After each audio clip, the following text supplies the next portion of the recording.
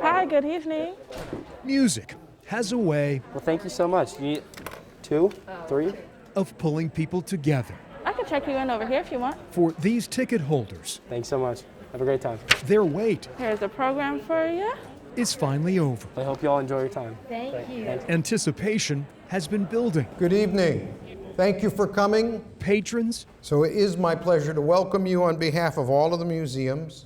do not want to miss this event. It's about memory. It's about family history. A concert more than 80 years in the making.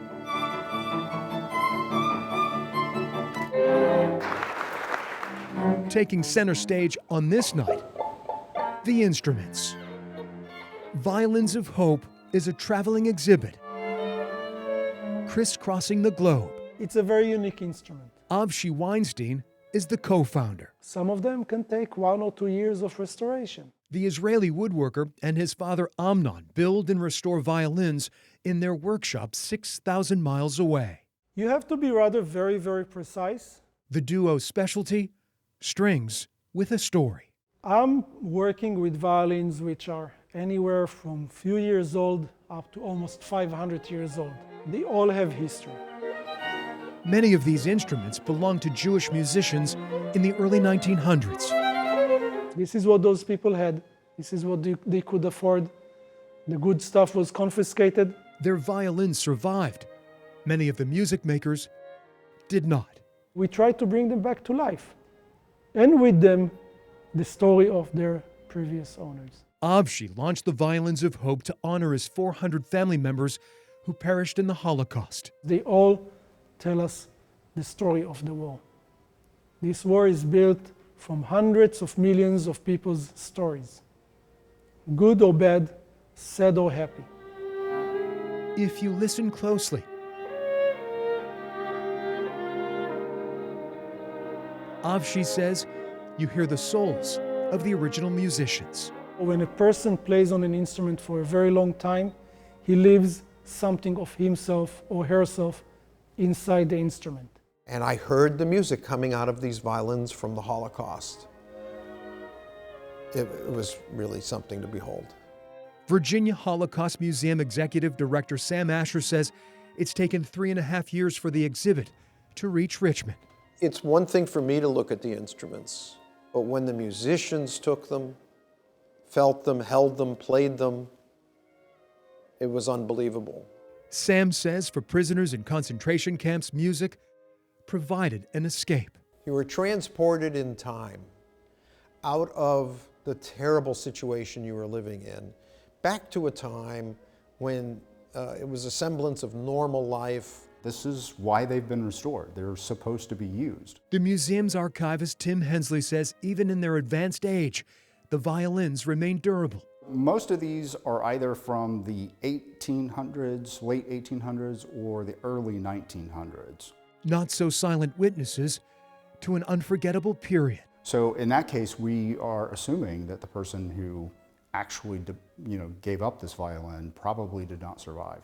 I mean, it's amazing to think where this viola has been. Molly Sharp is a member of the Richmond Symphony. The music helps you transform them and heal them. The professional musician says playing the exhibit's only viola can pull the heartstrings. But Molly tries not dwelling on the past too much while performing. You know, the story of this instrument is not over. It's a living memorial in a way, and we are keeping them alive by continuing to play them. There are no two instruments which are the same. Avshi and Amnon are determined to expand their collection. Where are we going to stop? Honestly, I don't know. We get very good feedbacks, which makes it even better. Hopefully we will go on. The father and son are searching for more violins linked to the Holocaust before they're lost forever. Violins of Hope is a way to remember, it's a way to cherish, and it's a way to hear a different time. For Avshi Weinstein, the power of Violins of Hope rests in the sound. In the end, we only know the final result when the violin is being played. Sadness and joy reverberating across the decades. a sound that not only brings people together, but it can also bring them to their feet. This is also a resurrection of these instruments to remind us of these people, to remind us of a terrible time, but also to give us hope. And that's why they're called the violins of hope.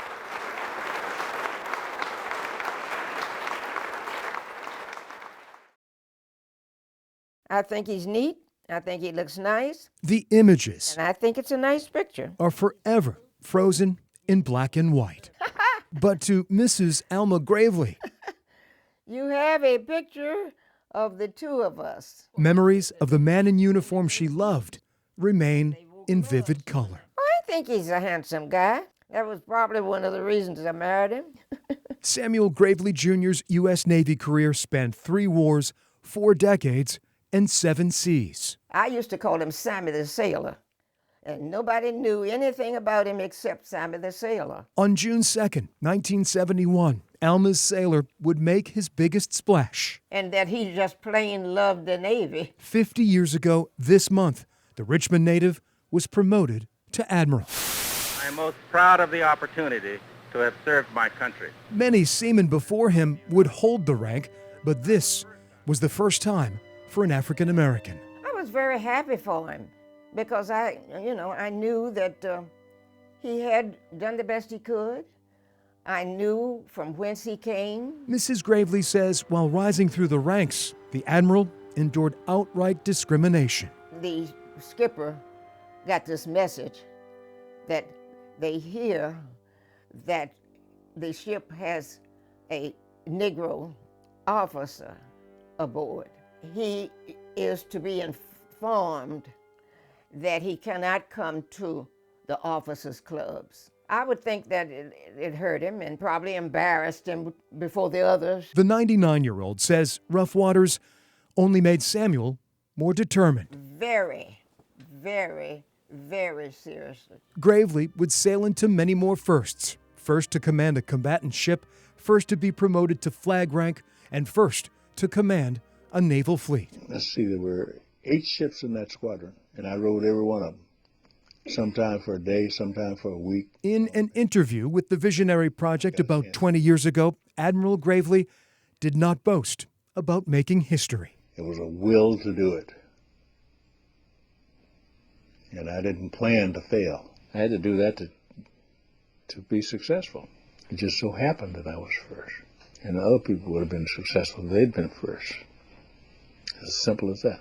I think he was a role model by being himself more than anything else. I believe there will always be new challenges, and I fully intend to pursue each opportunity to the maximum extent feasible. On July 31st, 1980, after 38 years, Admiral Gravely would drop anchor and retire.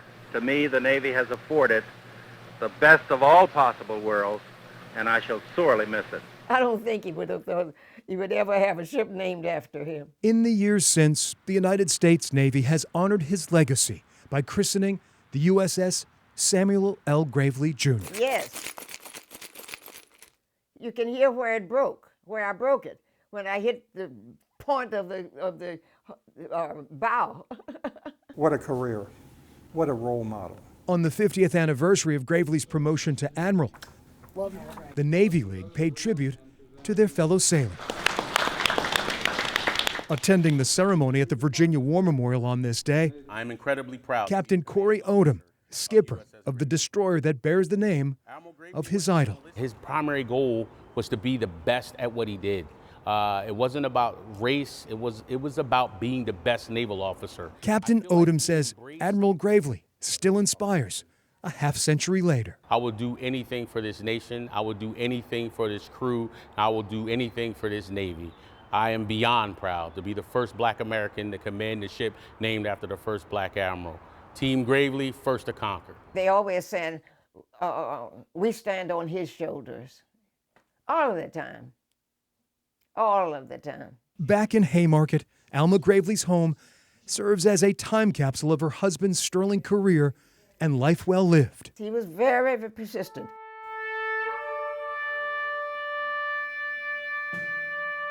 In 2004, Mrs. Gravely's beloved husband and father of 3 suffered a stroke and died in 2004. He was 82 years old.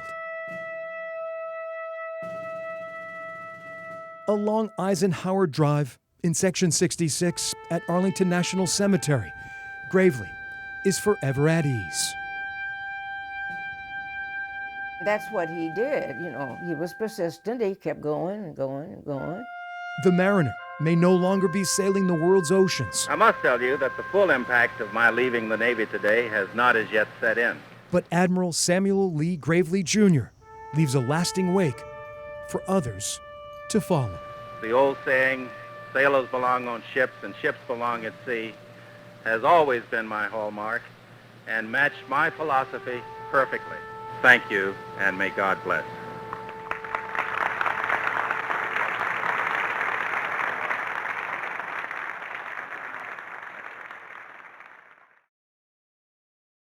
Been doing it for years. Along Chamberlain Ave in Lakeside. It won't work good. Not a clubhouse or caddy in sight. Work good. But to Pete Brooks, Uh-huh. his backyard oasis No cut in there. might as well be Pebble Beach or Pinehurst. Pete's playing days are far behind him. Cut the ball. They cut the ball all the way around here. But the 78-year-old never really left the sport. Yeah, right here. He spends his days knee-deep in dimples. I come out here, green golf ball. Boxes and boxes of used balls. Old ball, you see how it cut you. Pete is finding a little green The ball is here. in what golfers lose. Good ball. Refurbishing and reselling from Top Flight Tidy. to Titleist. Tidy ball. Doing good, yeah. Prices range from a dime to $1. When we met him 8 years ago, he was selling them, and he's still selling them today. Rich Walden says Pete's part-time job gives his friend full-time purpose. Mr. Pete's empty shed where all the golf balls used to be. He had boxes and boxes of them, and recently, before the pandemic, he sold them. At Pa's Dogs and Ma's Burgers, they sell more than breakfast, lunch, and dinner. We're slinging Mr. Pete's golf balls. 18 for 20 bucks. Pete's golf balls are as popular as the daily special. And you'd be surprised how many people show up that are golfers that know Mr. Pete. The restaurant Thank you, sugar. is also a chip shot from where Pete's life nearly ended. 60 years ago, an 18-year-old Pete was strolling along Brook Road. Mr. Pete was hit by a car, actually 2 cars that I understand, when he was 18 years old walking to work. Pete would spend 7 months in the hospital. The crash leaving him with lifelong scars on the inside and out.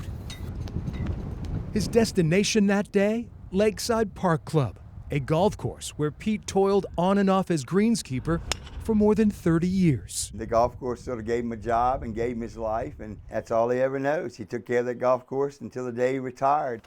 Yep, let's go, Big Daddy. Yeah, I miss him like my shadow on a sunny day.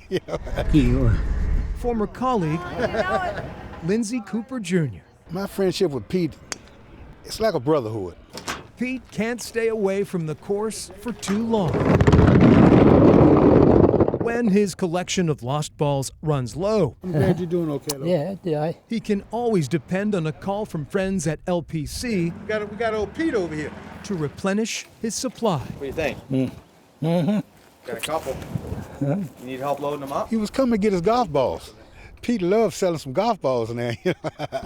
And just about every ball looked like a brand new ball once he get cleaning them. He may no longer play, but Pete is still in the game. Okay, you be safe, okay? Okay. I'll talk to you. Taking a swing at a side hustle where Pete Brooks's work ethic is never under par. Yeah, I want to buy a golf ball. It means the world to him. It really does. It's a little extra income. Put on side here. And he likes to see people enjoy getting a deal on some good balls.